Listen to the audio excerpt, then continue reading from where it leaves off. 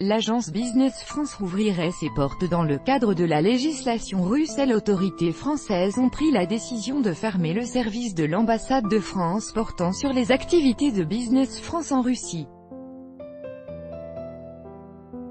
Néanmoins, selon le journal russe Kommersant, l'agence pourrait rouvrir ses portes en automne prochain se basant sur la législation russe.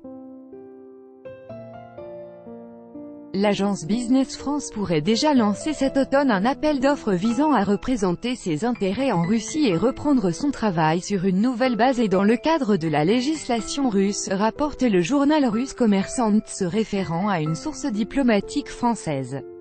Déjà cet automne, l'Agence française pour le développement des activités économiques des entreprises françaises sur la scène internationale Business France peut organiser un appel d'offres pour représenter ses intérêts en Russie, annonce le journal. Et d'ajouter, ainsi, l'Agence Business France peut reprendre ses activités en Russie, mais déjà hors de l'ambassade de France.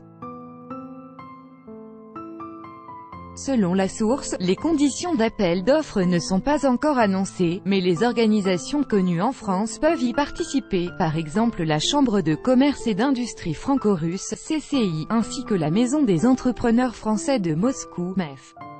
Les autorités françaises ont pris la décision lundi de fermer le service de l'ambassade de France portant sur les activités de Business France en Russie.